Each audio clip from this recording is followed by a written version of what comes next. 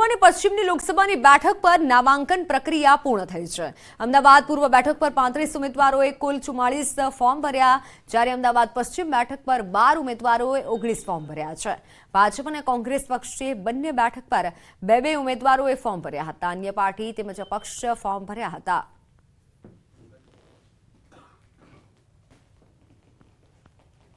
તારીખ 12મી લઈને 19મી સુધી જે નામાંકન પ્રક્રિયા હતી એ પૂર્ણ થયેલી છે।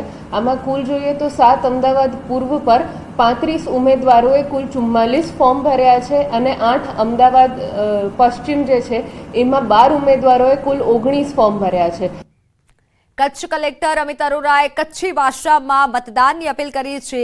मुझे मणे कच्छी भा भेणे के लोकसभा चूंटणी में मतदान करेला अपील करातो આવી अपील કરવામાં આવી છે કલેક્ટર દ્વારા। 7મી મેના રોજ લોકશાહીના પર્વમાં મતદાન કરવા માટે अपील કરી હતી।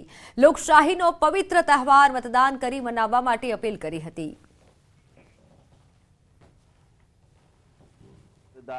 मुंहिंजे कच्छ जिले जे मड़े मतदार भा भेणे के अपील कई तो कि लोकसभा 2024 जी सामान्य चूंटणी 7મી મે 2024 जे डी नक्की थई आए तड़े पा मळे मतदार भा भेण लोकशाही जी ही पवित्र ताणे ते भोले वगैर मतदान करी અને લોકશાહી જો ઈ પવિત્ર ત્યોહાર મનાયું। તો હલો મણે મુંજા કચ્છી ભાભેણ 7 મે 2024 જે ડી કે પા મળે મતદાન કરીને લોકશાહી કે વધાઈ। તો ક્ષત્રિય સમાજના આંદોલન અંગે મોટા સમાચાર સામે આવ્યા છે। ક્ષત્રિય સમાજના આગેવાનો હવે ખોડલધામના ચેરમેન નરેશ પટેલને મળશે।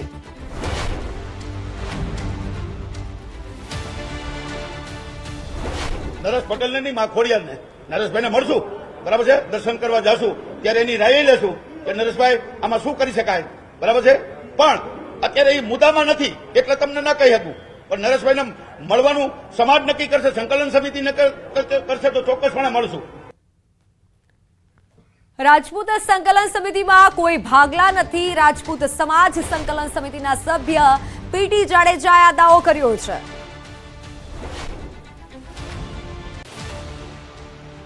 બીજો કોઈ સંદેશો તમે માનતા નહીં કે આમાં ભાગલા પડ્યા છે, ભાગલા પડ્યા જ નથી। કાલે 92 સમિતિના સભ્યો હતા, એની બદલે કાલે 500 થયા અને ક્ષત્રિય સમાજના 2 ભાગ નથી પડ્યા। એક વ્યક્તિ એમ કે ભાગલા પડી ગયા, એ વ્યક્તિ તો કોઈ પણ સ્ટેટમેન્ટ આપી શકે। લાખો રાજપૂતો છે, એમાં 5 વિઘ્ન સંતોષી પણ હોઈ શકે, એ પણ સ્ટેટમેન્ટ આપી શકે। અને એક વ્યક્તિ સ્ટેટમેન્ટ આપે એ રીતે સમાજે નથી કરવાનું। સમાજ એટલે સંકલન સમિતિ અને સંકલન સમિતિ એટલે સમાજ। જયારે સંકલન સમિતિને સમાજને માન્ય છે તો સમાજ છે એ ભગવાન છે ને સમાજથી મોટું કોઈ નથી હોતું। પીટી જાડેજાએ ક્ષત્રિય આગેવાન પદ્મિનીબાના નિવેદન પર પ્રતિક્રિયા પણ આપી।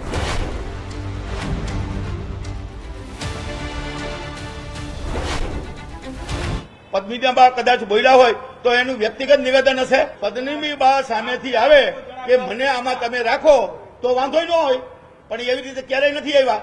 જો ગઈકાલે આવ્યા, ઘણી વાર વ્યક્તિગત બાબત પણ હોય છે, એવું નથી। એ બી ટીમ ને સી ટીમ ને ઈ ટીમ શું એ પેલા તો મને નથી સમજાતું।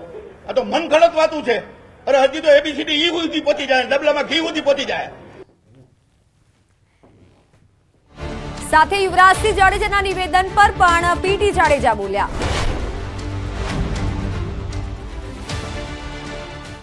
યુવરાજસિંહનું નિવેદન વ્યક્તિગત નિવેદન છે, એ કોર કમિટીમાં નથી અને સંકલન સમિતિમાં પણ નથી, અને એ રાજકીય માણસ છે, રાજકીય સ્ટેટમેન્ટ કંઈ પણ આપી શકે। અમારી જે સંસ્થા છે એમાં એક પણ રાજકીય માણસ હોય તો બતાવો। તો રાજકોટમાં રાજપૂત સંકલન સમિતિની પત્રકાર પરિષદ યોજાઈ હતી, જેમાં જાડેજાએ આંદોલનની રણનીતિની વાત કરી।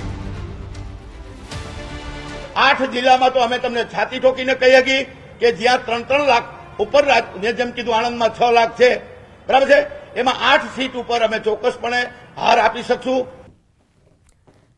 વડોદરામાં ભાજપ ઉમેદવાર ડોક્ટર હેમાંગ જોશીના શાહી ઠાઠ જોવા મળ્યા. ડોક્ટર હેમાંગ જોશીનો મહારાજા સ્ટાઇલમાં પ્રચાર સામે આવ્યો છે. તડકાથી બચવા માટે રજવાડી છત્રી સાથે પ્રચાર કરતા નજરે ચડ્યા. પ્રચાર દરમિયાન ગરમીના કારણે કાર્યકરોને પણ પાંખી હાજરી જોવા મળી હતી. ડોક્ટર હેમાંગ જોશીનો TP13 વિસ્તારમાં પ્રચાર દરમિયાનનો વિડીયો હોવાની ચર્ચા છે. હેમાંગ જોશીનો આ મહારાજા સ્ટાઇલમાં પ્રચાર જોવા જેવો છે. દ્રશ્યો જે સામે આવ્યા છે, તડકાથી બચવા માટે રજવાડી છત્રી સાથે ડોક્ટર હેમાંગ જોશી જોવા મળ્યા. ભાજપ ઉમેદવાર ડોક્ટર હેમાંગ જોશીનો આ શાહી ઠાઠ ચર્ચાનું અત્યારે કેન્દ્ર બન્યો છે.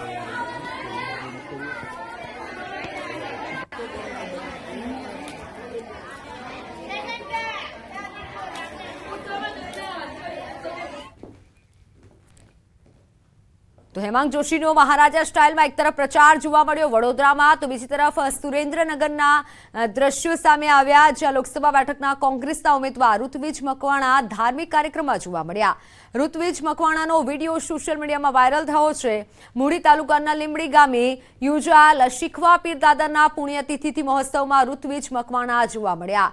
ઋત્વિજ મકવાણા હાથમાં સાકળ તેઓને હાથમાં જોવા મળી હતી. જોકે વાયરલ વિડીયો ક્યાંનો છે અને ક્યારનો છે તે અંગે ન્યૂઝ 18 ગુજરાતી કોઈ પુષ્ટિ નથી કરતું. બીજી તરફ વિડીયો છે મહેસાણાનો. મહેસાણા લોકસભા કોંગ્રેસના ઉમેદવાર રામજીભાઈ ઠાકોરે અનોખો પ્રચાર કર્યો છે.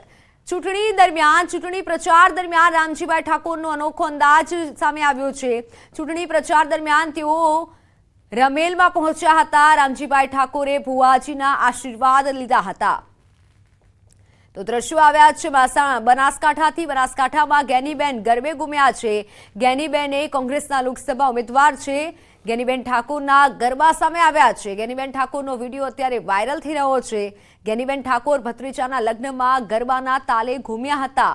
અબાસડા ગામે ભત્રીજાના લગ્નમાં તેઓએ હાજરી આપી હતી. જિલ્લા પંચાયતના પૂર્વ પ્રમુખ પીનાબેન ઠાકોર સહિતના આગેવાનો પણ હાજર હતા. જિલ્લા પંચાયત પૂર્વ સદસ્ય લક્ષ્મીબેન કરેણ પણ ગરબે રમ્યા હતા.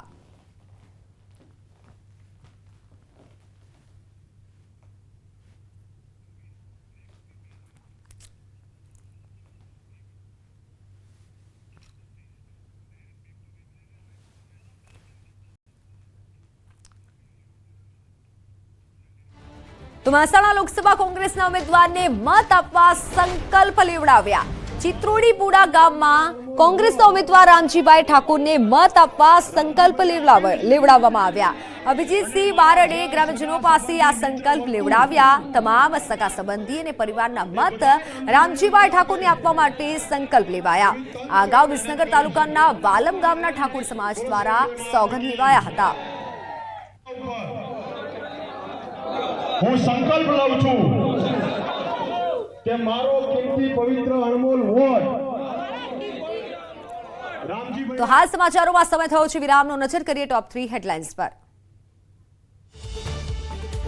મહેસાણામાં કોંગ્રેસ ઉમેદવાર રામજી ઠાકોર દેખાયા. ભુવાજીના આશીર્વાદ લેતા તો તેમને વોટ આપવા સંકલ્પ લેતા ચિત્રોડીપુરાના ગ્રામજનો નજરે પડ્યા. દ્વારકામાં રૂક્ષ્મણીજી વિવાહનું આયોજન. રૂક્ષ્મણી મંદિરે 56 ભોગ મનોરથ યોજાશે. ભક્તિમય માહોલમાં વિવાહની ઉજવણી. બહુચરાજીમાં શક્તિ, ભક્તિ અને આસ્થાનો ત્રિવેણી સંગમ. આવતીકાલથી 3 દિવસ ચૈત્રી ઉત્સવનું આયોજન. ભાતીગઢ મેળામાં ભક્તોનું દેશ વિદેશથી આગમન.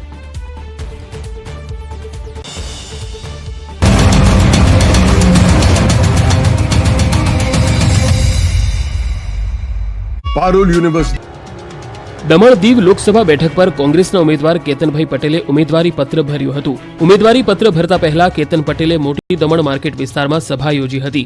સભામાં ઉમેદવાર કેતન પટેલની સાથે